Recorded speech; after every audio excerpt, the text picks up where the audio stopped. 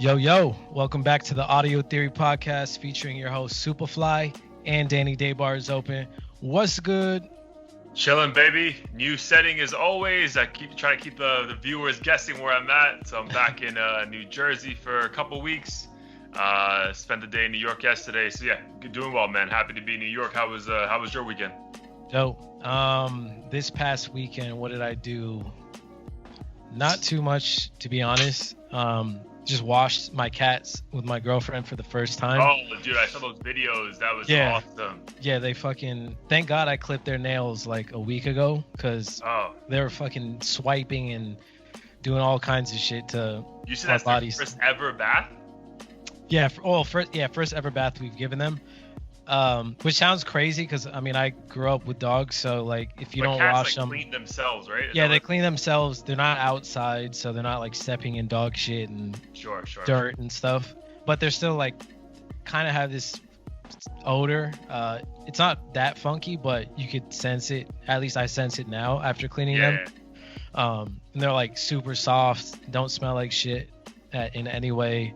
Do they want to even like get close to you though, because you fucking put them through that most traumatic experience in their lives? No, it's weird. They're completely fine. Okay.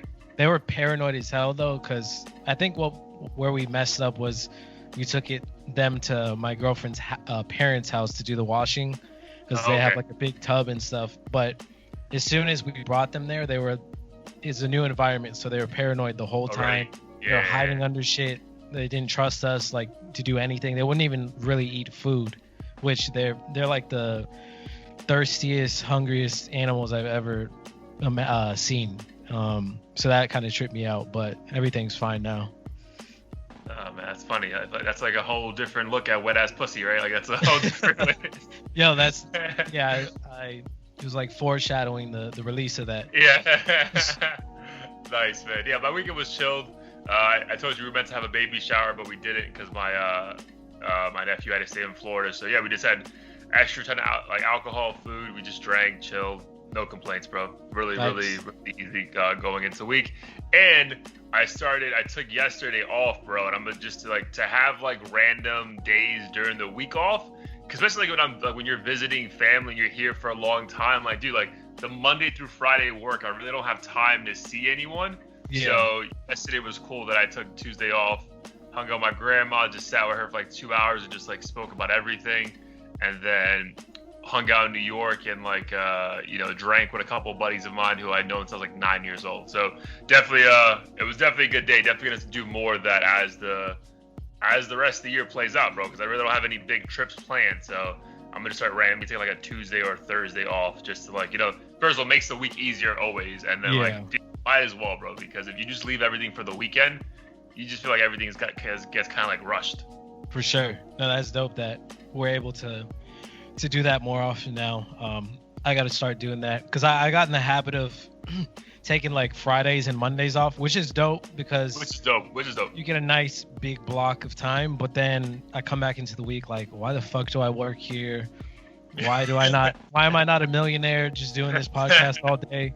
And then I just get in my feelings, and the rest of the week I get pissed off at everybody. So I think what you're doing is dope, where you just kind of have random days off in the middle of the week. Yeah, just random days off. I think like in a couple of weeks I'm gonna take a Wednesday off, and then like a couple of weeks down that I'm gonna take like a half day just here and there. Just again, like, because also like, dude, with people being furloughed, like everyone has like very weird schedules, bro. Like around the you know what I mean? I have one buddy who's just like off always.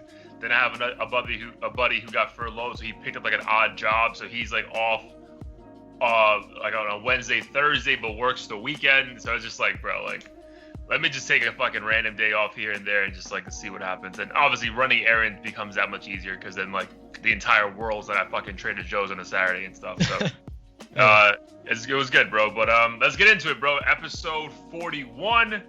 This one is called Day Ones. And I think the inspiration for me for that name was, dude, you have Spotify, so let me know if you fucked around with this yet. Spotify launched a new marketing campaign, and I think it's called a Day One Club, where essentially it uses all the data that China has collected. I mean, Spotify's collected to see exactly who you've been listening to the most.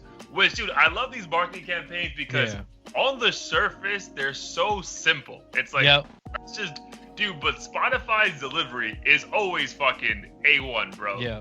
And like, I don't know about Spotify, but the team that does Rap Caviar at Spotify, like that team is fucking phenomenal, bro. Because there's always some crazy rollout every 6 months that just like make people like, why the fuck do I have Apple Music? Like, this is trash. Yeah. Like, I don't have anything like. So someone who I have Apple, but someone who has Spotify and has like actually like gone through the different campaigns. Like, how do you feel about this one compared to the other ones? Actually, the funny thing is when these rollouts did take place, in the back of my mind, I'm like, I wonder if Danny's gonna switch to this, because dude, this is the closest I've been to switching. Like, this is the closest.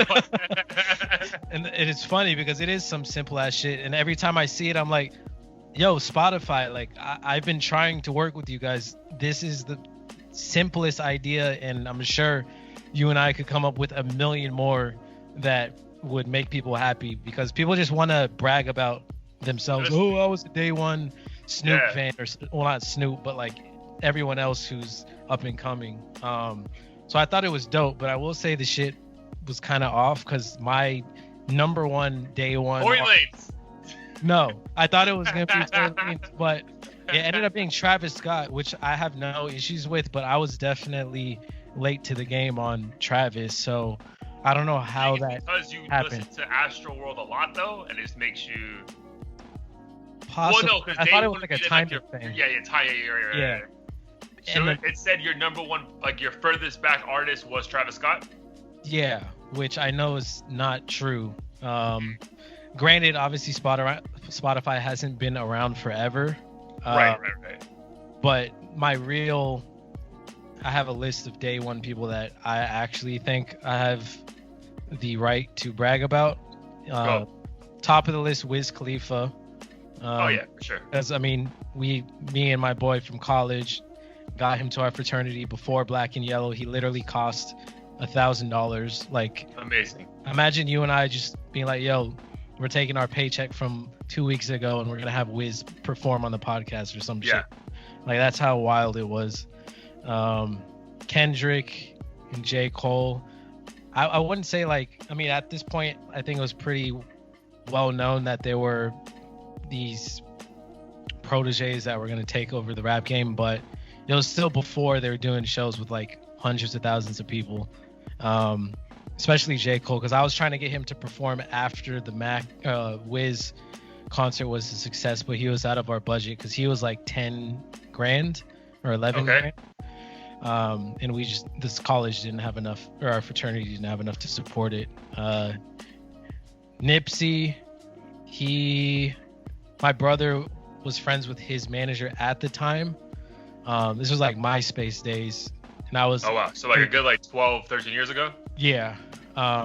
Never in a million years would have thought this would have happened, him passing, nor did I think he was going to become like this an icon.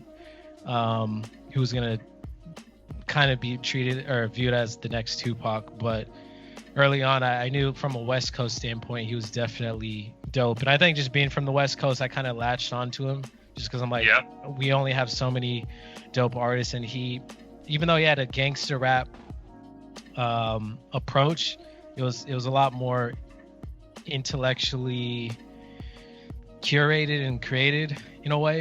It wasn't just mindless like yo, I'm shooting niggas all day. It was like, this is how you hustle properly, and these are the things I've done in teaching game. And even when he was braggadocious, it was like a like Don braggadocious, right? Because even there's like one line on his last album, the Marathon, Victory Lap, where he's talking about like he could have easily just said, smoking a blunt outside. But like the way he described like pulling up to the pyramids in Tulum and like smoke, I'm like, bro, that's some like next level shit. So and he kind of reminds me of, he's one of those artists that reads a lot of books. He reminded me of like Lupe Fiasco, who I didn't discover him, or he wasn't like one of the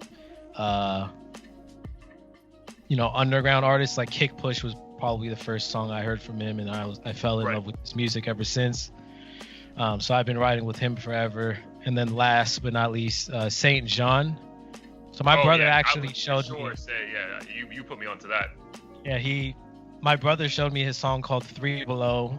We were on the way to a a trip with my dad, and I actually didn't like his voice at first for some reason. Really? I thought it was kind of weird. I'm like, who is this random ass artist?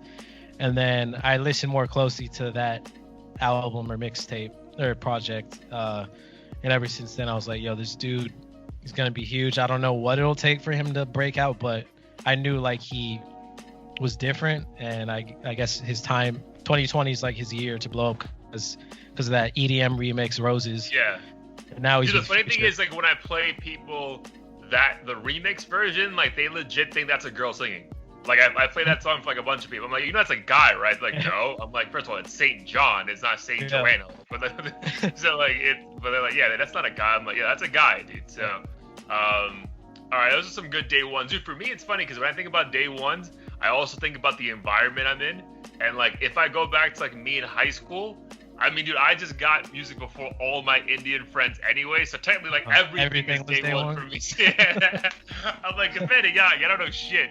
Oh, yeah. But I'll go to college, because obviously college where, like, you probably, like, discover yourself, so you discover, like, listen to.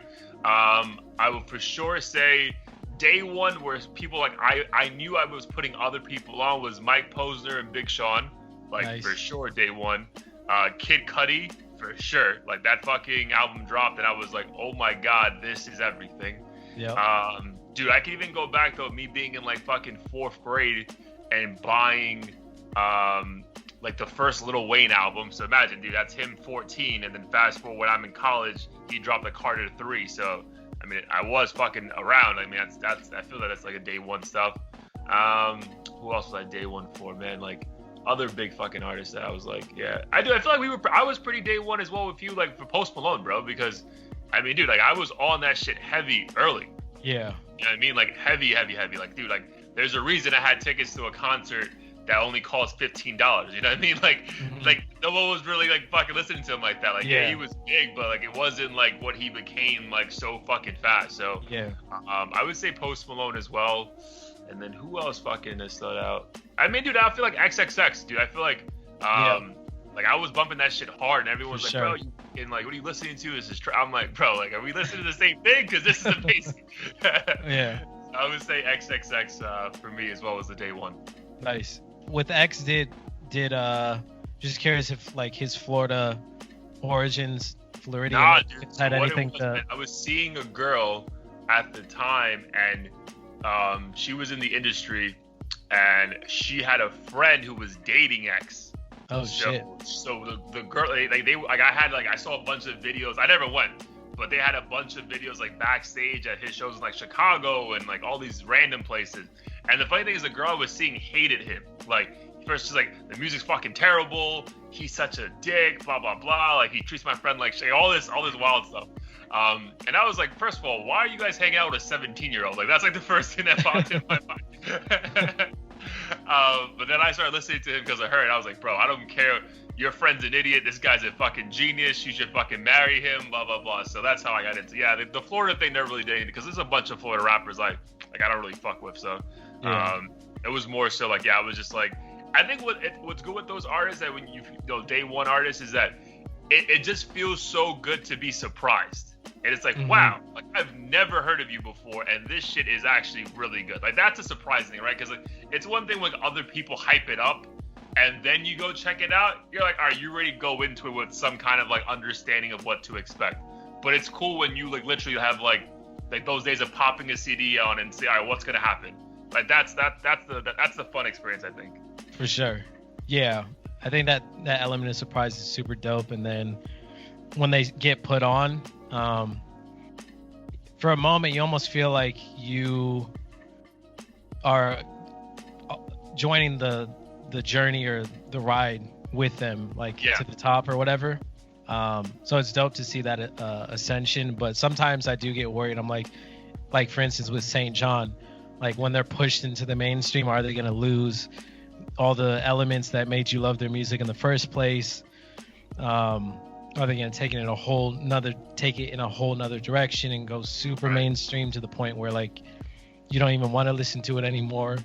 Yeah, because I want to go back to your first artist you mentioned, because I feel like that happened to me with Wiz. So yeah, because Wiz, I saw Wiz with Sarah, your girlfriend, at UM. Like we were seniors, Yeah, so probably the year before he came to you or the year after, like right around that time. Like Black and Yellow hadn't dropped yet, but the mixtapes were definitely going fucking heavy. Yeah. But yeah, dude, if I compare that Wiz Khalifa to the Wiz Khalifa we just saw last year Coachella, dude, till 10 years passing along, like, bro, Wiz puts out an album now, like, I am forcefully not checking for it.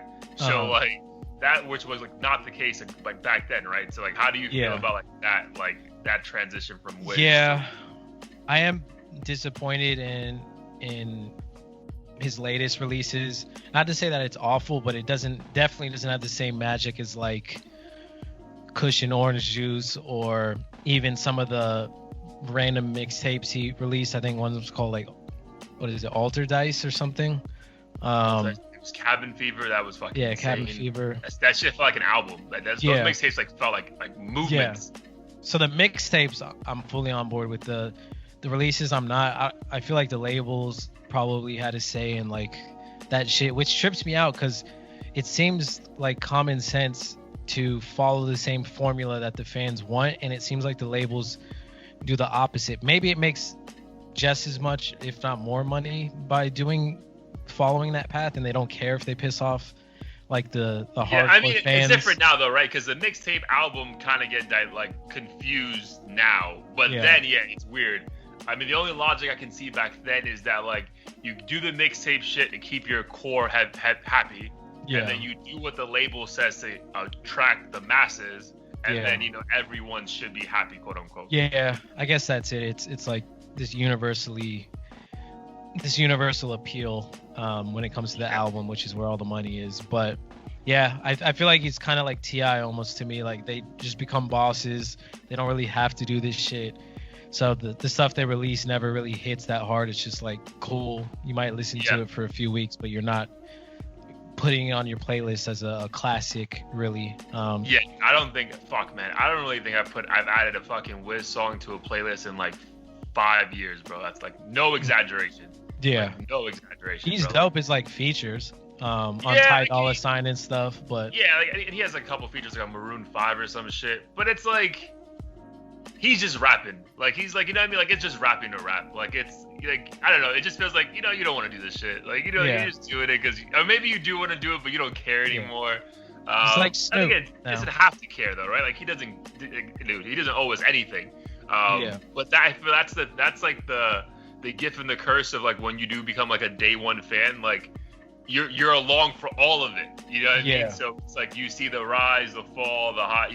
That you're around for the part where like if they get too big, they're probably not gonna want to give a fuck about certain quality anymore because like bro, they can give two shits.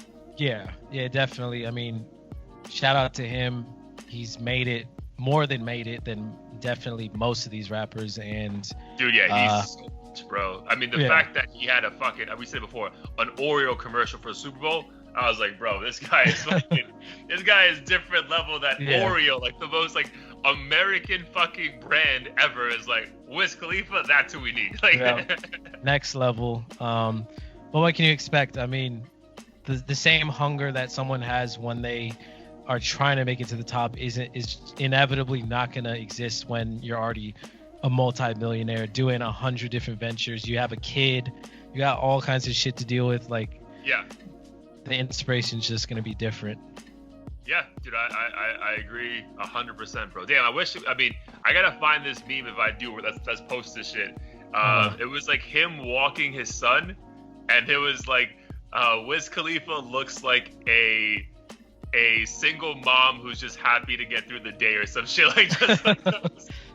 Basically, he's chilling at home, fucking punching his MMA trainer. Yeah, dude, getting like jacked, like just smoking, and like, dude, I think like his weed money is like probably like superseded all the money he's ever made in hip hop or some shit. They said like, bro, he's good, man. So kudos to him. But yeah, man, go back. The day one campaign just seems super cool. I mean, I know I was annoyed with not annoyed, but like it threw, like I get what Spotify is doing. To your point, like they know that people like showing off whenever they can, right? So last year at the end of the year was like, who you listen to the most 2019, and that shit was a fucking hit. Like, so this one just made complete sense. And again, they've always had this data available to them, so like, why not fucking do something with it? So yeah, dude, kudos to Spotify. This shit has to get people to fucking just switch over, because like bro, like I mean, as an Apple user, I mean, dude, really the only thing I fuck with is like the interviews that Apple gets on on Apple Music, because like Saint Love, like there's a lot of really dope interviews that are only on fucking Beats One. So then I'm like, all right, this is cool. But as far as the playlist, bro, the Rap Life playlist is like whatever. You know what I mean? Like I feel there's not like a lot of like logic or like algorithms being done to make it fire. It's just like, all right, what's Spotify playing? All right, add that shit. Like, yeah, I did notice that. I forget why. Oh, I was on Apple for literally for a day because for some reason my brother like accidentally removed like us from the family plan or some shit. Okay. I think he was changing the payment method or something, but I had to do the free trial for Apple because I'm like, I was on a road trip. I'm like, there's no way in hell I'm listening to some choppy ass radio station or something. And I was like, this shit is basically identical to Spotify, but for whatever reason, I mean, I'm biased because I've been using Spotify forever, but yeah, it seemed like a direct copy in a lot of ways. Yeah, Spotify is dope, bro. Apple's cool. Dude, Apple was really killing it and still is, but it's just like it's a weird time. But dude, Apple really caught me. This is like when I was huge into house and dancehall. Like, dude, they had a Major Lazer radio set every week, bro. And that shit was bananas. But they stopped doing that. The same reason a lot of DJs stopped doing the IG Live thing is because Apple got really strict with Major Lazer about the copyright infringements. Because they kept like using random samples that weren't available on Apple Music, so like people are like hitting them up like, bro, we don't even let you permission to play, like sell our shit. How can you be playing our shit? Blah blah blah. But that's what they had, like a lot of really cool DJ sets. So like they had like the OVO stuff. They still have it, but I don't know, man. It's not the same buzz, bro. Whereas I feel like if Spotify like goes out of their way to like really try to interact in a cool, different kind of engagement than Apple does with their fans. But it is what it is, bro. They're both fucking gazillionaires and like just fucking giving money away. So shout out to Spotify for doing a great job. But dude, speaking about Day One fans, dude, The Weeknd dropped an album in 2013 called Kissland. I never heard of it. You're more of a Weeknd fan than me, because maybe you heard of this. I never heard of this album. But this album fucking charted to #1 this past weekend on Apple Music. So do you know why this went #1 again? Does it have anything? Did the TikTok, that little anime? What was it? He released a music video or previewed an animated album or some shit. Dude, I'm sure there's probably a link at the end. Songs. Yeah.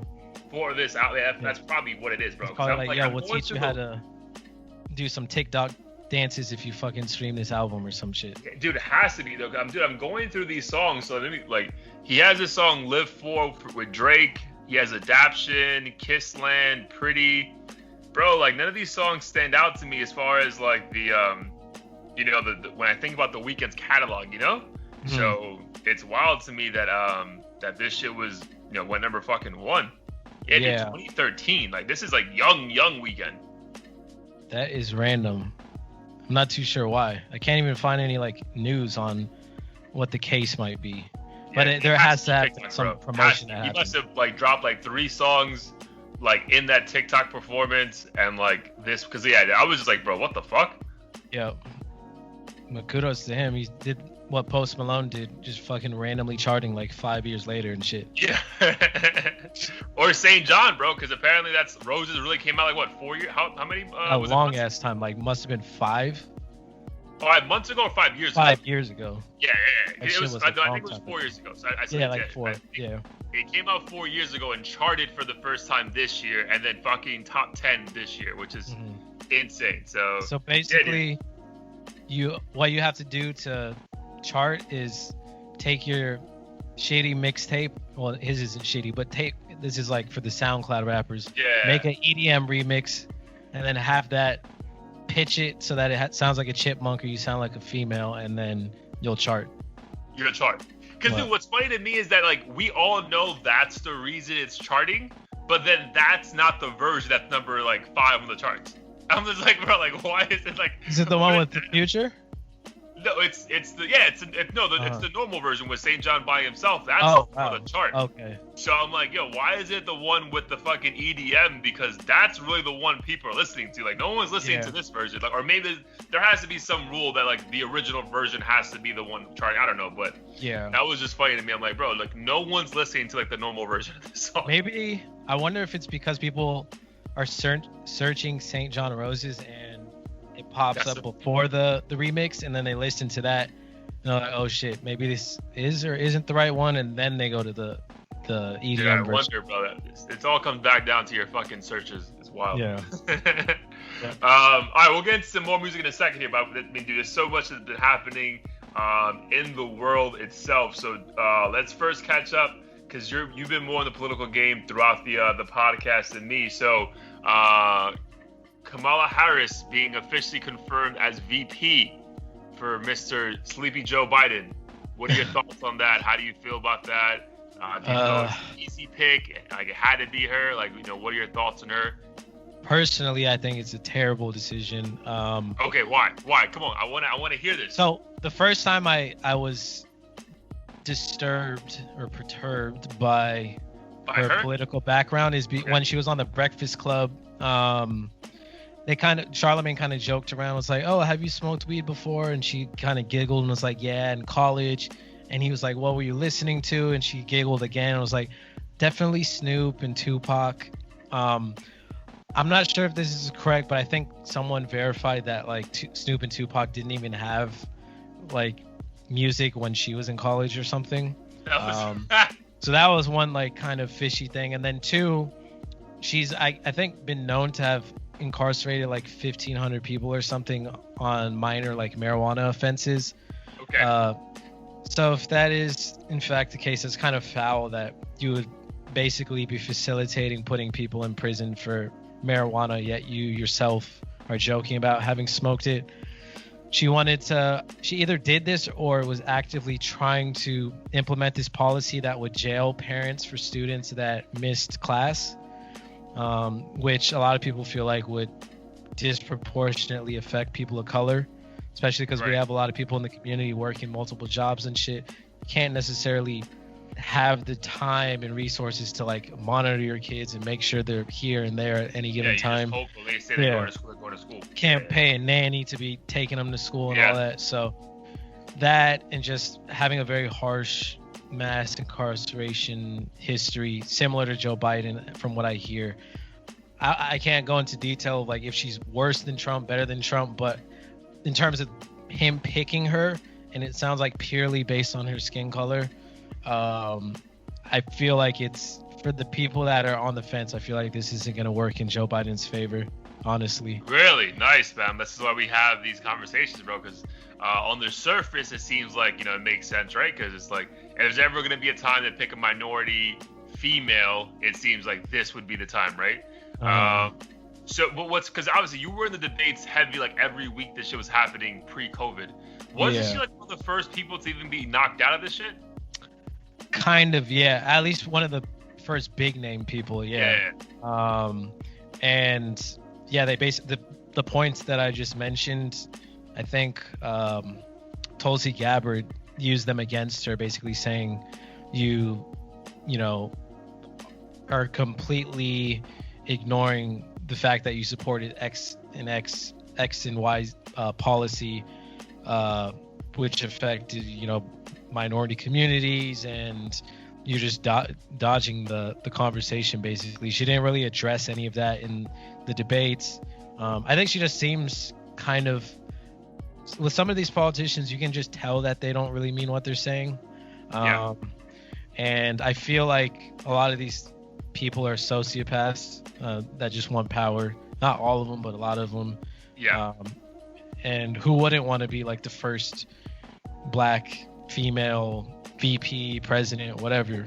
I feel like when you get to that point, you're almost willing to say whatever it takes just to have the title. Same thing with people who want to join a company. Yeah, I love this company. I'm willing to work fucking Saturday and Sunday and do all this shit just to say that you work at that company and get that salary. And then after the fact, it's all lies. So we'll see. I mean, yeah, dude, those are all fucking great points. If I have nothing to add to that, bro, like, yeah, like it just seems like on paper, I feel like everyone knew he was leaning this way, right? We all knew it was gonna be a woman because he said from the beginning, like, I'm gonna get a female running mate. But I feel like, yeah, I mean, I think it was between her and like one other lady, I think Rice or something. Yeah. But yeah, I mean, dude, whatever needs to happen to help the, those minority voters and, female voters on his side. If he thinks that this is it, I mean, let's see what happens. Is it worse? I mean, I don't think it's going to be worse than Trump because I don't know what the bottom is, but it feels like he is like what the bottom is. But then also like, dude, like, again, I don't want to wish death upon anybody, but like, this may be the soonest we can get like a minority woman in fucking the Oval Office as well. Like, dude, like, there's a good chance if Biden wins, he's not making it all 4 years. Yeah. Bro. No, he actually said that. I don't know where he was when he said it, but he literally said on camera, on a microphone, when he was choosing a VP, he wanted someone who was capable of like running the show as president, and he's like, I'm an old guy, blah, blah, blah. Basically saying, if I die, like, this person has to step up. Yeah. So she might, if she wins, I think he's pretty sure people are saying she's going to be running the show kind of regardless because he's not all there anyways. Yeah, for sure. I think that's wholeheartedly, bro. So again, she's young. You got to look at everyone's track record, especially in politics, because, I mean, that's what they did to get where they are. Yep. But, I mean, again, dude, like, everyone is, for the most part, is like, I get I agree with all the points you made, which is why I would be skeptical too. But I feel like on the surface, like, you get why he did it, bro. He's really trying to like lock down that black and female vote. So it's like, all right, man, I'll lose the white fucking rights, who just don't fuck with me at all because I'm not, red. But I can get these minorities and women voters who are on the fence to really come to me now if I have a black, female partner. So I get it, bro. And she's young, bro. Like, my thing is, I know a lot of people thought it'd be Elizabeth Warren, but like, dude, she's just like, you can't have two old white people just fucking running the country. Like, that's not gonna work, bro. Like, that's like 2020 is not the time for that, bro. We've had too much of that shit for the past like 1,000. Like, that cannot happen right now. So I get it. Well, I'm super excited to see what happens in November. This is gonna be, I don't know. It's gonna be crazy. I definitely gonna have some popcorn ready. Oh yeah, dude. It's gonna be wild. I wonder if they do all the debates via Zoom or some shit. Dude, it's gonna be a wild time. It's crazy that it's already fucking August, which also fucking blows my mind. But yeah, dude, November's gonna be here at no time. Are you gonna do like any? Do you do do you help out at the polls and stuff like that? Are you out there like that? Not really. This is like the first time ever I've been like politically active or in tune with what's going on. Was that just more so because like the Yang just was very intriguing to you? Yeah. Or was okay. So I was casually listening to Joe Rogan. Yang was intriguing to me. And then I was like, let me see more about what he has to say. And then I felt like similar to Trump, he wasn't what people liked about Trump, at least initially, was that he didn't come off as a politician. Yeah. He's just basically like, fuck all that. I just want to solve problems. And then the more I listened to him, the more I had to understand how everything worked to see if he was even capable of winning, how he was doing. And then, of course, I went to like the rallies and stuff like that, which was a fun process. I mean, he's obviously not going to win or get close to winning, but I think it was nice to kind of have that push and like force me to pay attention, which I think Trump did for a lot of people too, because before Trump, I feel like a lot of people didn't pay attention to politics at all. No, yeah, dude, it was very much like, it is what it is, like status quo. So I can see that. Because for me, I paid more attention. Just like as we get older, you realize that these decisions really do affect us like quicker. When we're kids, it's like whatever. That's like I don't have to deal with that shit. But like for us, it's like this shit really affects us like right away. So like, so that's why I've been paying a little bit more attention. Obviously, the fucking world is falling apart around us. Speaking about that, though, what's the latest as far as Rona around you? Any change in laws, restaurants, shit like that? Like what's going on in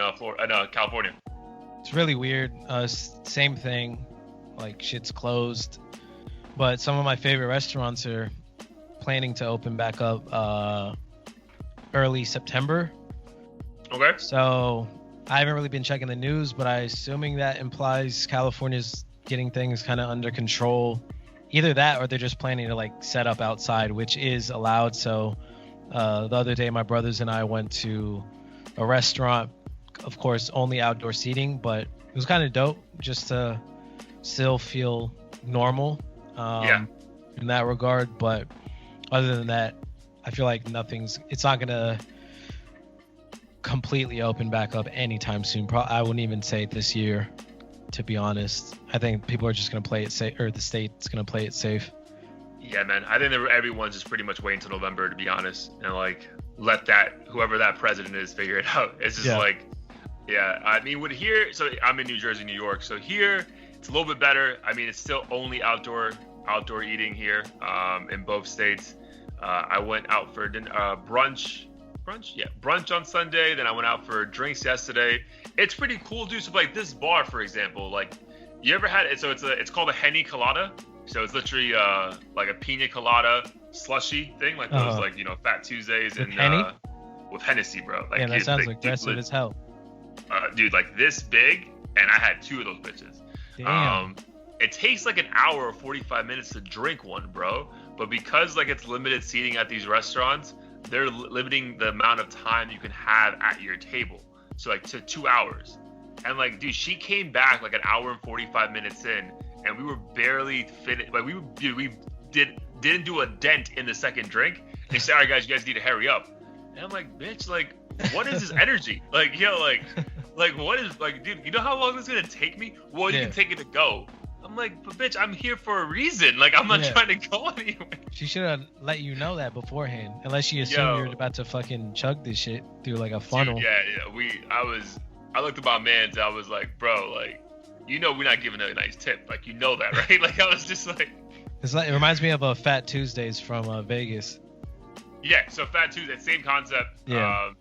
But this one was delicious, bro. Like, delicious, bro. Like, because like the Henny's all at the bottom, then they do the slushy. But once you get like that nice mix in, oh my god, bro. Like that. Damn, I'm thirsty now. Phenomenal. So much sugar, bro. Like I'm so bloated today from all that sugar. Like, it's insane. Like, it's like, but I was like, it's so worth it. Yeah. So did that. Yeah. So eating out, but yeah, same. I mean, New York is moving along very well. From what I see, like their numbers are still super low. I checked today, Florida is in the 5,000 cases a day. A significant drop from like a month ago when shit was really bad and not moving. But I don't think New York has it under control. I say that, but then like my boy owns a bar. I was talking to him, like, bro, a lot of business owners fucking hate Cuomo, like hate him, because like, bro, he's like, you're fucking killing us. Like, yeah, maybe we're not dying from the disease, but like, bro, like, I cannot support this. Like, I'm gonna have to close eventually. Yeah. And then what's wild when I ask you about, bro, is like, for example, like it seems like so hypocritical. Like, so New York, again, Governor Cuomo, fucking love him for everything he's done. Like, he seems like saved lives. But again, a lot of small business fucking hate him because they're keeping these places closed. And then, dude, he's saying that people can't eat inside because it's not safe. But then he's also pushing for kids to go to school. And I'm like, bro, like, that doesn't. Yeah. That doesn't work. Like, how does that work? So, like, what are your thoughts with the whole, like, it's almost school starts in a month for most states, if not now in August. How do you feel about, governments wanting them to go to school, and what would you do if you were a parent? Shit, if I was a parent, I wouldn't send them. I mean, it just seems like common sense to not do that. I understand some parents don't have the luxury of, like, raising their kids and working at the same time. Yeah. So I know it's probably a burden for a lot of families, especially, I mean, I'm on conference calls at work and these motherfuckers got 7 kids in the back throwing shit, yelling. And I can understand how that would make somebody be like, yo, just go to school. If you cough, your ass isn't coming home. Yeah. But I feel like if it comes down to that, then it should be optional for parents. Fucking have some kids go in and the rest stay home and just Zoom in or whatever. Yeah. But I think in the grand scheme of things, we should just keep everyone home if that's what it takes. I think this whole, like, this is okay, but this isn't shit isn't going to work, because it's all or nothing. Like, do we stay home or do we not? And I know kids apparently don't really show symptoms or get affected by it, but if they come home and bring it to their parents and all that, like, it's just going to be a never-ending cycle. So I don't understand why we keep wanting to open up certain shit and not others, especially because I don't think kids can, like, obviously a limited number of kids can only be in the classroom and all that. It's just like, it just doesn't seem feasible to me. What's crazy to me is that like in the NBA, for example, like they're in a bubble, right? So everyone's being tested nonstop. But like they'll play like contact on the court, but then when they go to the bench, they're separated and like put a mask on. I'm like, bro, like you got it. Like if you're gonna like, what's the difference of being separate on the bench? Like you literally are just sweating and like hugging someone on the court. Like you going on the bench and being 6 feet away and having it, like, dude, that's like that's just funny to me. Like it's like, we'll do this, but not that. I'm like, bro, if you do this, you might as well do that, because like it's already like you're gonna fucking get it if it's even like out there in that whatever that in that space.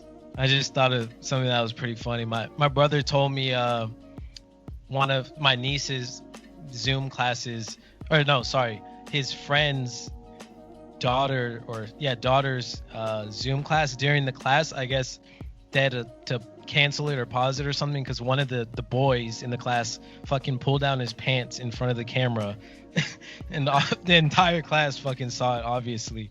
And I'm just like, damn, this is the shit that COVID caused? Like fucking like nude webcams and all kinds of shit. Like, yeah, I can't imagine being a new parent, let alone right now. It must be wild. Yeah.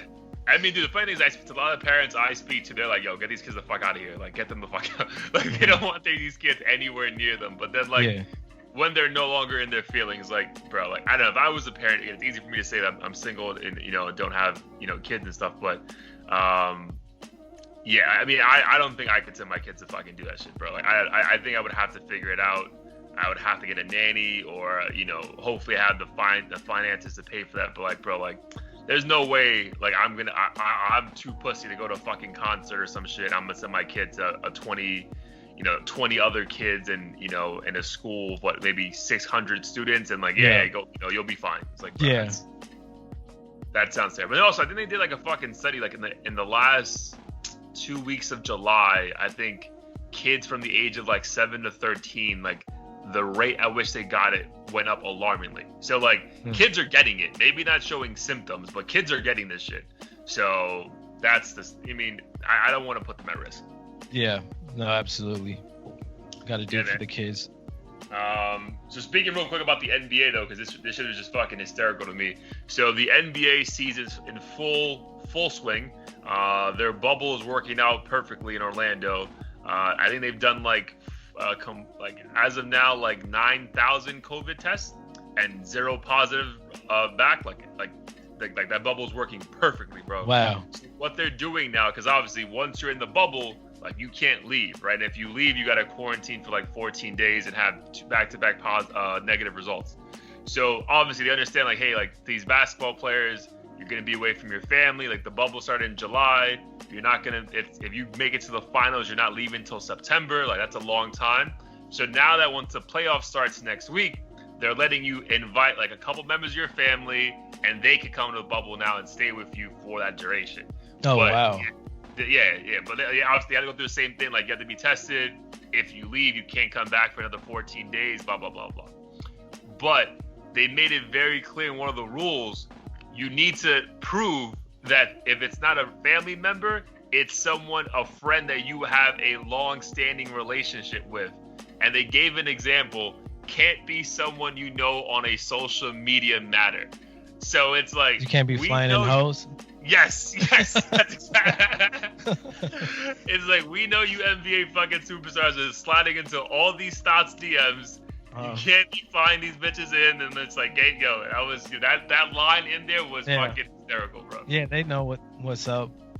Yeah, that was amazing. You just know we had to talk about it because that was amazing. Because I felt like I was an NBA player, I'd be like, yo, Kataya, come through. Yo, it's gonna be. Liked the last 20 posts. Like, we're best friends. What do you mean? Oh my god. The funny thing is that she actually is dating NBA stars. So I wonder if he's gonna fly her in and and shit. But yeah, dude, but it'll be cool though, because you'll finally have like fans in the stands. But yeah, that was funny to me, bro. I was like, damn, like if I was an NBA star, I'm like, bro, I'm gonna fly this bitch from fucking California this week, and then this one. Yeah. Oh man. That's you think you'll be able to do it, but live in a bubble for like 3 months?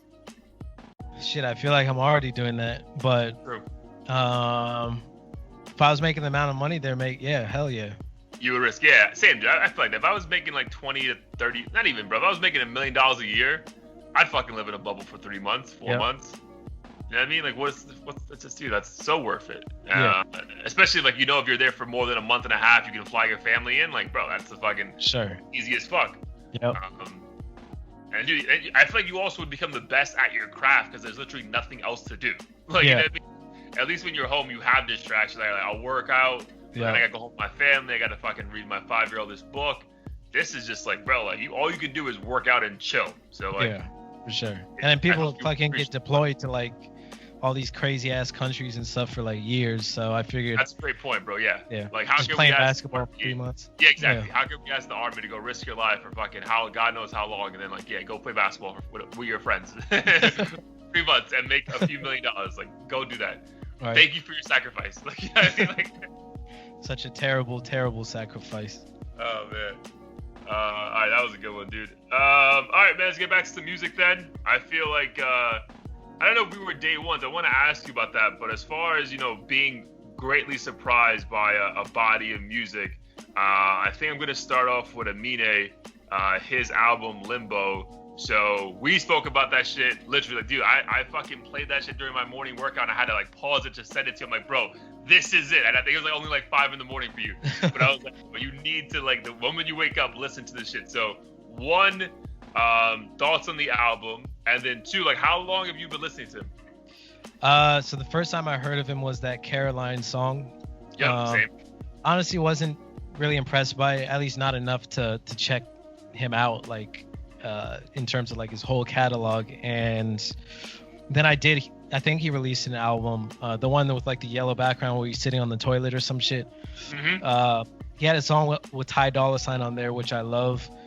And that's when I was like, okay, he's dope, but I didn't really hear much from him ever since. Like, he had that song Reel It In and all kinds of stuff, but it all seemed kind of sporadic. Yeah, sporadic and like on the goofy but like cookie cutter side.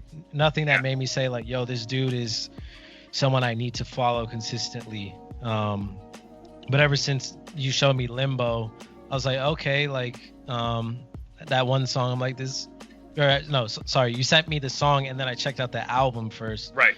And as I was getting into it, I'm like, okay, like he is trying to like get to the next level with this one. Like he spent time on this shit and he's making a name for himself, establishing himself as an artist and who he is and telling his story. Like, I just thought the whole thing was dope. It wasn't like, a classic in, the sense of when we think about like Good Kid, Mad City or something to me, at least to me personally. But like, as far as a body of work, I'm like, this shit is super cohesive. Yeah, dude, I agree with all that, bro. So I think, like, I think Caroline was the first song, but like Reel It In really like made me like, yo, this dude is talented. That album itself was a little bit all over the place. Like some songs I'm like, bro, did you need this song? Blah blah. But yeah, like Limbo was a fucking flawless piece of fucking art to me, bro. Like, so good. So for me, like, I don't want to like be like a prisoner of the moment. So I'm gonna go through the list of albums that came out this year, pre-COVID and since. I know there's like, I feel like January and February we had so many albums just coming out nonstop, but this has to be top 5, just like right now, like albums of the year. Yeah, this shit's good, amazing. Yeah, like, this shit is good. And dude, I was telling my girlfriend this because she has a brother who's like 25, 26, and like he's going through like a weird stage of his life. Trying to figure out yourself. Like that's like, but I feel like 25, 26, like, that's such a beautiful stage as well, because like if you can figure out your struggle and then figure out like how to grow from that, like then the results of whatever you do in life are fucking phenomenal. So dude, I feel like that's what you get with this album for him, bro. Like you hear that like confusion about life but still trying to see the beauty in it. I think he has a couple lines where he's just talking. I think like they have like random like interludes and he's like, bro, I promise you, there's nothing gangster about having hate in your heart. Like, there's some fucking, you know, untalented people, but all they have is fucking love for other people, and they're doing very well. Trust. Like, there's like so many like lines like that where like I think it's just like a very introspective way of him talking out loud, for sure, and like letting you into like what he's going through. But yeah, dude, like I feel like I can relate. Like, that's what I can relate to. Like, again, he's younger than us.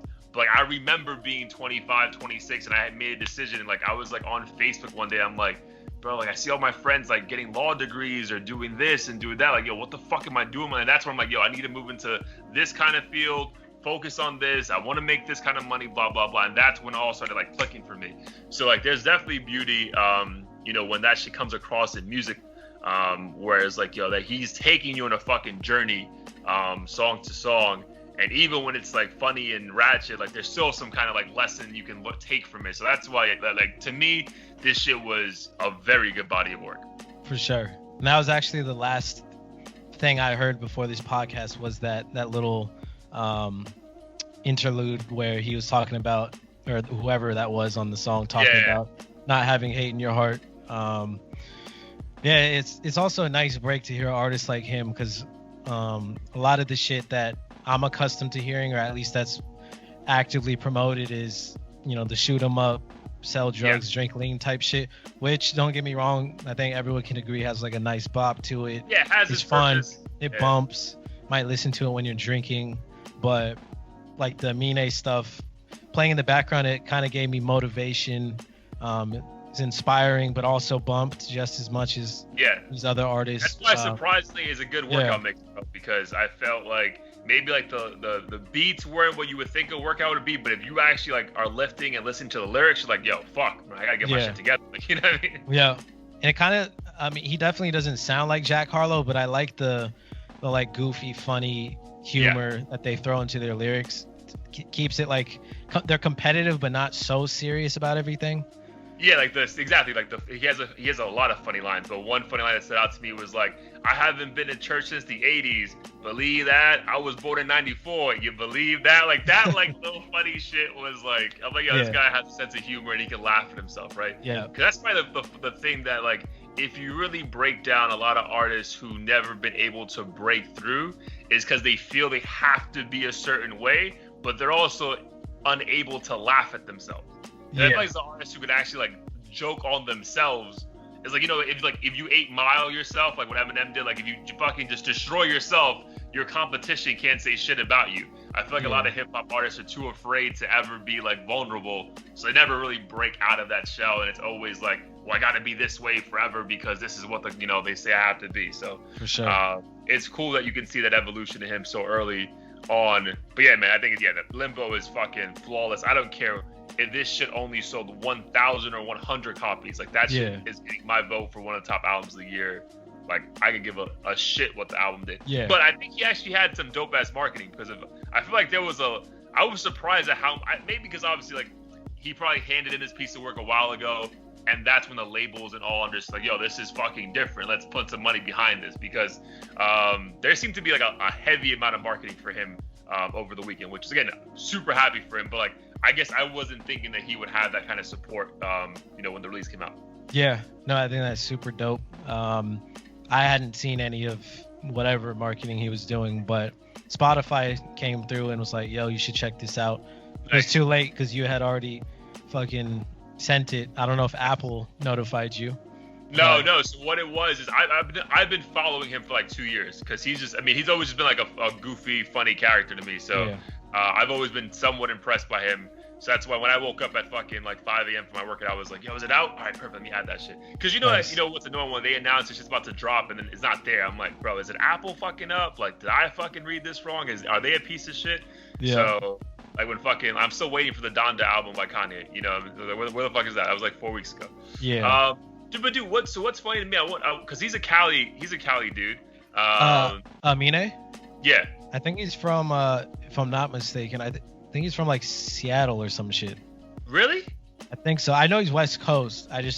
And maybe he moved recently or something. Let me check it out right now. Check it out right now, because I was gonna make a comment, but I could have been completely off. Portland. That's what he's. So it's like he's Oregon. He's north. All right, no, because I was gonna say like, I wonder if that's maybe it's a West Coast thing, so maybe let's make it broad. I was gonna say a Cali thing, but maybe it's a West Coast thing, bro. But do you feel like West Coast artists take more chances with like production of like, and aren't afraid to like really incorporate some like 70s and 80s feel to it? Because I feel like production wise, like, bro, like I feel like like even like Nipsey shit, bro, like you're not getting that kind of production like out of the South and East Coast, right? I feel like the South tries to say, states like, all right, this is what we do, and the East Coast like, yo, this is how we do it. Whereas I feel like the West takes a lot of fucking freedom with how they present music. Like, yes, we may rap a certain way, but the beats are very fucking left field at times. Like, do you ever get that vibe at all, or like am I bugging? I think so, and I think it's because when I think of West Coast rap, I think of like typical gangster rap beats that like Dr. Dre and Snoop would have made. So if you don't fall into that category, I almost feel like you have your free will to like go in whatever direction you want. And most LA artists or rappers probably aren't in the gang or can make that kind of music to begin with, so they kind of just do everything. I think that's why like Jack Harlow. I'm thinking about Tyler, the Creator. Like, yeah, this is like some left field, but like, yo, we're gonna make this shit dope, kind of thing, you know? Because he's not a gangster, obviously. So for him, I'm sure, like, just being with his like really eclectic crew and shit, they were just on a whole different wavelength. Said, whole different vibe, yeah. Let's just do whatever sounds dope, and they did it. Yeah, bro. Because there's some beats that are like a couple songs like very hip hop, like, you know, quote unquote, whatever the fuck that means. But then like you got some beats that are fucking like super instrumental, and he's still spitting as hard as he ever did on other. I'm like, and then sometimes he's just fucking singing, and that shit comes. I'm like, damn, bro, this guy's taking fucking risk. Yeah. And it just comes across so dope. So I really was wondering if it's just more like a, like on the West Coast, they just like they feel like, yo, we're gonna put whatever out, but like we don't give a fuck where it comes from. Like we'll sample anything as long as it sounds good, you know? Yeah. I think Buddy's kind of like that too. Yeah. From what I've heard. Yeah, but I don't know what it is. Maybe it is just because we don't really, besides the gangster rap, we don't really have a sound. Yeah. So we're just like, you know, do whatever, you know, comes to our gut. Yeah, it worked out though, man. Yeah. So Jack Harlow's from the West Coast too? No, I was gonna say, because he's from Louisville, Kentucky. I was gonna say I feel like the regions where there isn't a sound, people kind of just make up their own and just do whatever inspires them. And he's kind of one of those artists where, you know, his beats and stuff aren't. I mean, they're definitely on the clubbier side, so they're more familiar, but it's also different. And I guess it depends on what kind of producer you team up with too. But yeah, I feel like the regions where there isn't a sound, so not the South, not the East, you kind of have the freedom to not be boxed in or be biased and influenced by the shit around you. Yeah, and especially if you're also like growing up in fucking Portland, Oregon, where like, again, I don't really know what the hip hop scene is out there, but it can't be that big. So it's probably like, I like hip hop, but I'm also listening to these kind of beats on a day-to-day basis. Let me get, you know, take from both. So that makes sense. But speaking of another song that, again, I don't know how much, you know, wave Limbo did, but I know we were talking about it a lot. But something that took over the internet this weekend and this week was WAP. Cardi B's return to the music industry for being gone for like a year, it felt like, and then Megan Thee Stallion. So you saw the video first, so you got a chance. So I heard the song first. So dude, I'm not gonna lie to you, bro. So driving, that song did not last 45 seconds. I was just like, no, like it was just, dude, it just felt, because I guess like, cause like the car, the speakers like all around you, bro. It just felt like I was like, bro, what the fuck is this? So I just changed it. Once I stopped and like got my aunt's house, I watched the video and I was like, all right, this is a dope. First of all, the video, like I want you to talk about it, but like the video is fucking insane. Visually, just fucking like every girl in that video looks fucking phenomenal. The song is super aggressive. Again, people called me out because I posted that meme where it's like, you know, female rappers like my pussy be like. I figured somebody would say something. Yo, oh my god, I had like two fucking females who are pro women, just so aggressive, like, you sound stupid, blah blah blah. I was like, all right, I said what I said, bro. What the fuck? But like, so like, how did you feel about the rollout, the video, everything? I mean, I think the rollout was phenomenal. In terms of the song itself, I honestly just don't like it. Not because of the lyrics. I just don't think it's that good of a song. I was expecting more from the two of them. And I think Nicki Minaj has released, I mean, all of them actually have released songs that have similar content. You know, my pussy this, I'll ride you dick like that, whatever. But the beats and just the hook and lyrics and everything were a lot more fluid and catchy. But this kind of just seemed a little forced in a lot of ways. The music video is an easy win, like show some titties and ass, but like in every single fucking second of the video, you're gonna get people to watch, especially dudes. And throwing Kylie in there and everything, that I was surprised. I didn't know that was gonna happen. Yeah, that was crazy. Personally, I think she was the baddest one. By a mile, bro. By a mile. I had a few friends try to flame me for saying she was bad because, oh, she's plastic and this and that. I'm like, you motherfuckers are tripping. Like, half the my girl says the same shit. She's like, you know how fake she is? I'm like, bro, define fake. Like, can I see it? Can I touch? Like, what, how is it fake, bro? Like, how is this? Man, they got it at me because they were like, she's plastic. I was like, no, she's redistributed fat. Get it right. But yeah, the music video was cool. I don't know. I had a tough time figuring out like what the point of everything was. Really, it was just like, hey, I'm bored and want to show some tits and ass and but not make a good song. I think the song sucked. The video, fine, do what you want, but the song, they could have worked better on it. Like, I don't know when I would ever listen to that song and be like, oh, this is kind of dope. Even if I heard it in the strip club, I would be like, change this shit. And the part when she was like, oh, the little dangly thing in the back of my throat. Yeah. It just sounded like she was forced to come up with lyrics like 2 minutes before they're going to release the shit. First of all, it's tonsils. And second of all, it was just unnecessary. But it is what it is. I didn't care for the song itself. Watching the video, like I said, I was like, all right, cool. Like, I can tolerate this song now because the visuals are just fucking stimulating on every fucking level.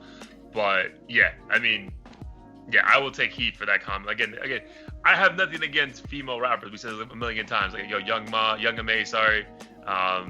There's songs that Cardi's dropped that I fucking love. But like, again, this was just like, I get it, bro. Like, I get it. Like, we get it. Your pussy's fire. Your head's amazing. Like, I get it. Like, I feel like when people, like, women compare that to like normal men hip hop, like, I never heard one song where Drake that's all he's saying every bar. Like, you know, like maybe a couple lines or, you know, here and there, but like, bro, it's not what the entire fucking song is about. Like, there's a line to it, bro. Like, a clever thing, like, oh, you know, our head's amazing, blah, blah, blah, blah, blah. I flew her out. And then he goes into rap about something else, not like, my pussy this. I'm like, bro, like, okay, like, fine. And they're not like swinging their dicks in the video and every bar, my dick's this hard, I'll put it in you and shove it in your spine. Well, I actually did hear some shit like that in a Buddy song, but the whole song wasn't about that. But I'm curious, I was gonna ask you this, why do you think it is that we don't want to hear that? Because some women will say, isn't it sexy to hear a woman talk about this shit? But I'll tell you my theory after you explain why that is. Why don't you want to hear a girl talk about, you know, her pussy and how good she can ride if that shit is considered sexy to straight males?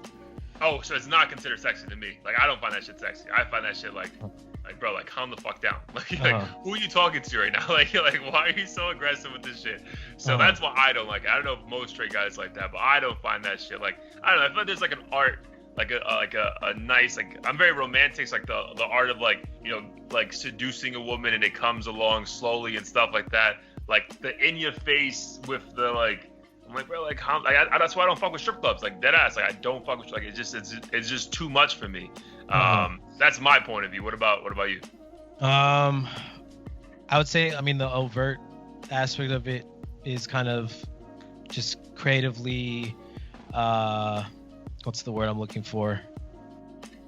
There's just no effort put into it, in my opinion. And I'm completely fine with them talking about it, but it didn't seem like it was done in a clever way. So creatively lazy. That's what I've been saying. I agree with that. Creatively, it was very lazy. And then, two, I think when I listen to a lot of rap, I kind of envision I put myself in the shoes of the artist a lot of times. So when Nipsey's talking about, bossing up, or T.I. is talking about singing to some chick that he met or whatever, I kind of like just put myself in his shoes and try to like relive the experience. So when I hear like riding dick and shit, it's just weird. I don't know like what to envision. I kind of just feel like I'm hearing porn audio. Which sounds kind of lame. Like, I have nothing against porn, but from a musical standpoint, it just seems like there's no story or progression or movie scene being enacted. It's just like straight getting dicked, which musically I don't want to bump. It's just not for me. I fully support them in releasing that music. I'm just saying, I think creatively it sucks.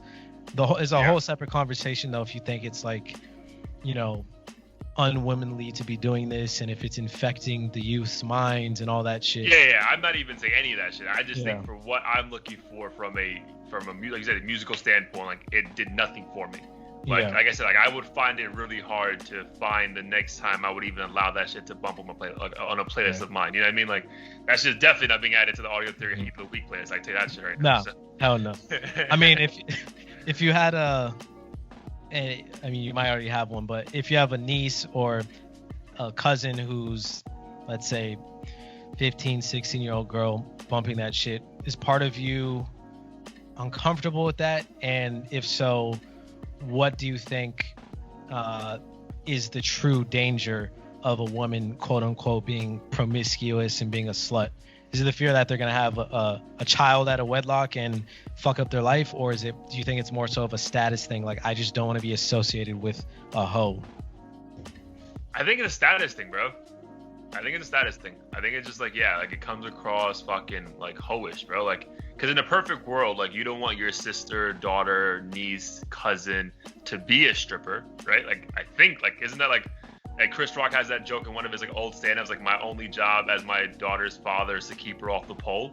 Like, I feel like that's like ideally, like, again, like, I know you fall into that situation because you need to pay off like loans or whatever. Like, that's like, paying off college, blah blah blah. That's like the line they always use. But yeah, dude, I think it's like a status thing, bro. Like, like, I don't want my daughter to fucking grow up to be a stripper. Like, I mean, you can grow up to be a female rapper, and like, hopefully you fucking bring content that's like,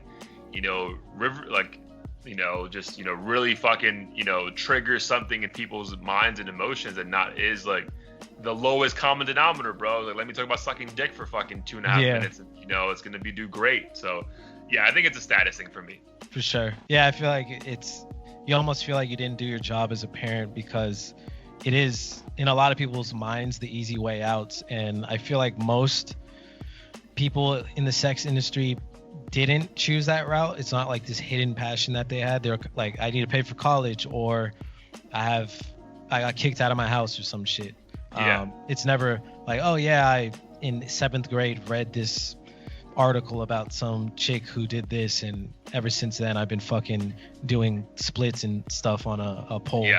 I don't think I've ever really heard those stories come about. But I thought it was interesting that, so I paid a little attention, or more attention, to some of the lyrics that weren't as sexual, that were kind of on the side of like being a gold digger or doing this shit for money. Kind of had, and even the video kind of had like a brothel, brothel undertones. So I felt like it went kind of beyond stripping. It was kind of like, yo, fuck him for his status and to get his money. It wasn't like a direct transaction, like, here's $1,000, suck my dick. It's kind of like, yo, I'll be a freak for you for life, because you got money, basically. So I think it's just interesting because a lot of people don't see that sort of behavior as prostitution. Like, oh yeah, I'm dating this rich guy for money, or he's like taking me out doing this.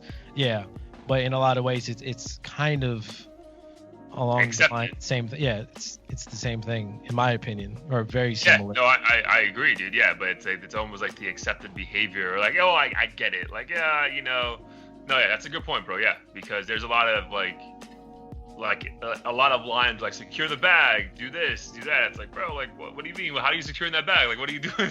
Yeah, it's just smarter prostitution. Yeah. Again, and a long-term investment.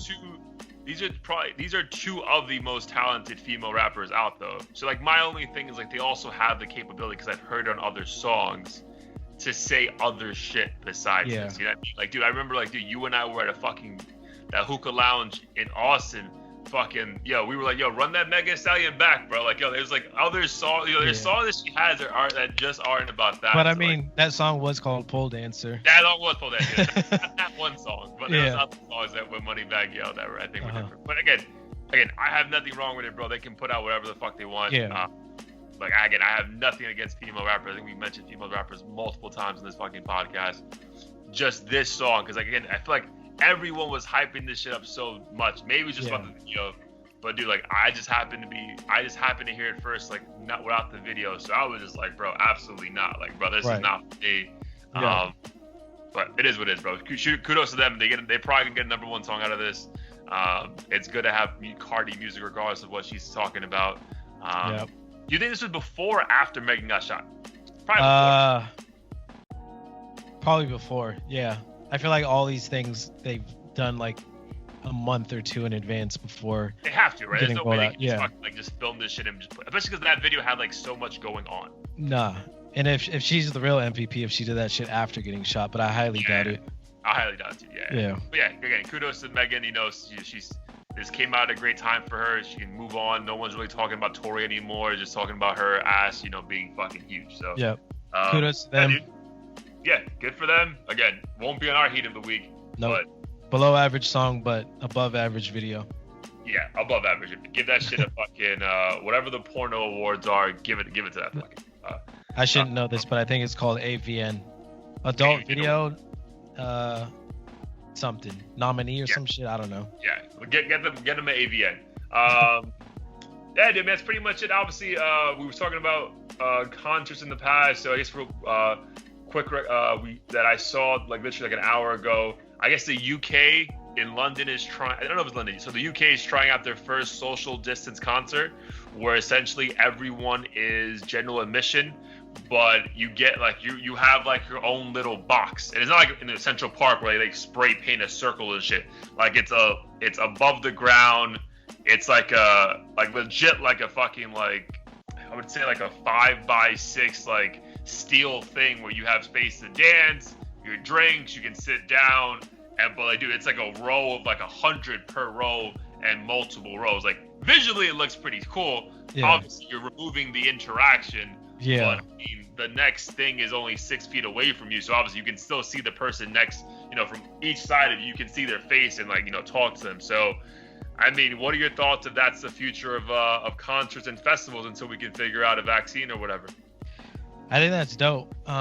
Again, the unfortunate thing is I've noticed I really do like just the human energy and interaction at all these venues. Like even the movie theater, I know some people for whatever reason hate it, but I actually enjoy hearing the reactions of other people laugh and cry and whatever the case is. You just feel like the experience is taking place together. And that's the same thing with concerts. I know like every time we go to fucking Coachella or Rolling Loud, like we don't really talk to other people, but seeing them jump up and down with you and scream the same lyrics and all that is just so much more socially rewarding. That's a great way to say it. But shit, at this point I'll be in a fucking steel box with a hole in it just so I can go to a concert if I have to. I know, dude. Like, I'm actually debating about canceling. So I told you they pushed back my weekend concert tickets a year, bro. I'm thinking about just canceling and getting my money back, bro, because I was thinking about it out loud. My boy was telling me, Edwin, so shout out to him, that he was like, bro, just get your money back. First one a year. Do you really think people are going to be wanting to go back to concerts? So one, you can just probably buy the same ticket back for like 1/8 of the price. If you really wanted to go. And then two, like, would you want to go to a concert if this shit's like still pretty bad? So I'm like, damn, that's a good point. So I may just cancel and get my money back, to be honest. But I'm with you, bro. Like, if it was like a social distance setup, I would probably I would take that chance. But yeah, if it's gonna be just back to normal, hey, let's fucking fill 15,000 people in an arena, and the shit's still kind of like this as far as like the uncertainty of COVID. Yeah, I don't think I would risk it. Yeah, fair enough. Yeah, man. So let's get into the heat of the week before we get out of here. A lot of content we covered for sure. So obviously we hope everyone's enjoying it. Obviously, we're 41 episodes in now, so we appreciate everyone who's been along for the ride. But my man, what is your heat of the week? I was gonna go with Limbo actually. Haven't The whole heard. album? Yeah, yeah, the whole album, but I'd say my favorite track off of it is definitely "Can't Decide," which is the Nice. song that you sent me. As soon as I That heard was the that, song you officially decided to break up with Sarah over, right? yeah, because I sent it to my girl. That's what he's talking about. I sent it to my girl. I was like, in my mind, I'm like, there's no way a fucking human being could say this isn't a dope song. I might Right. say it's okay, but she's like, I don't like it. I'm like, what the fuck? Like, we got to go to the doctor right now, have him check your ears. Otherwise, we can't be together. And what a fitting name for a song. I can't decide if I want to be with you because you don't like this shit for no reason.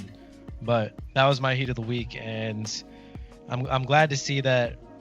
I saw that he posted something saying like he appreciates the love of this album. You Yeah. don't understand how hard he worked on it.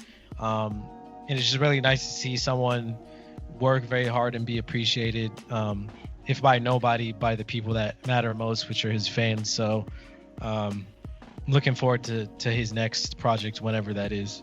Yeah, for sure. And I would definitely, I think I would pay to see him do this album live as well. Oh, Like, hell yeah. like a drive-through concert, whatever the fuck it is. But like, I think I would like if he was like telling you like, yo, I'm playing a show in LA in October. Like, I would probably figure out a way to fly out, and go with you to see that shit. Yep. So yeah, I think I'm gonna pick a track off Limbo as well. So you'll see a bunch of Limbo songs on the Apple and Spotify Heat of the Week playlist. For me, man, I'm gonna go with Compensating. I really like that song with Hit Me Young Thug. Again, on the surface, it has this very similar hip hop feel to it, but lyrically, he's getting into some shit. He's explaining how like everyone in relationships has feelings. We overcompensate a little bit too much. I fucked up though. Get in my car, let's fucking figure this shit out. So like, it's always like he always finds some clever way to bring it back to like some like hood funny shit, which I just fucking appreciate the most. Especially because like I feel like when I get into a fight with my girl, like I always end up trying to joke around and make this like, can we just fucking move on already? Like, what the fuck are we fighting for? So like, Yeah. I could definitely appreciate that. And again, Young Thug on a track is good. Yeah. I mean, I think that's 2 weeks in a row right now that I'm doing Young Thug features. But yeah, I feel like you can't go wrong. No, for sure. Young Thug has come a super long way for me, at least. I always thought he was dope, but I never knew that someone who was, I guess, condemned for being a mumble rapper would eventually grow into that like style and complement like damn near every kind of artist's songs. Yeah, dude. Somehow. Like everyone from Post Malone to him to fucking J. Cole and shit just somehow works. Somehow it works, bro. And I know I predicted in 2020 this would be his year. I don't know if it's going to end up being his year because I think we spoke about offline. I think Little Baby or other artists are having like a bigger impact because socially there's just so much going on. But dude, if you think about three of the biggest songs of the year. So again, I don't think Compensating is going to end up being the biggest song, but it's a very good song. But like that song, is one of the best songs for me of the year. Compensating, Young Thug's on it. Then Young Thug has that song Blind, which is fire. Then Young Thug has that other feature with Chris Brown. Was it Go Crazy? Yeah. Oh, that which was is fire. that one's a fucking Yeah. banger, bro. So like, just like, dude, he always just finds a way to stay around. And like, again, last year he dropped probably the best album of the year with fucking So Much Fun. And then this year, maybe it's not his album, but dude, and maybe he will drop an album in a couple months, whatever. But dude, he just always finds some way to stay relevant and just constantly be, making people be engaged with his overall, catalog. Yeah. Fire. All right, man, that's pretty much all I got for me. Anything you want to touch upon before we dip? Nah, I'm sure we'll have a ton to get into next week, but definitely everyone check out the Spotify playlist and Apple Music playlist, Heat of the Week updated. Also, shout out to Han, which I believe is Kid Leroy's DJ/producer. He commented, unlike you motherfuckers who probably have way more free time. So please do that. Assuming the page is real, which I imagine is, but we've been getting all these fake ass sponsorship opportunities and stuff. Yeah, apparently LA Gear wanted us to pay them to wear their merch. Yeah. But not how this works. Yeah. We got it ass backwards, but appreciate the love. Hope you guys continue liking, commenting, and sharing. And tune in next time. Yes, sir. All right, man. Appreciate you. Love you, bro. Yeah, likewise. Peace. Peace.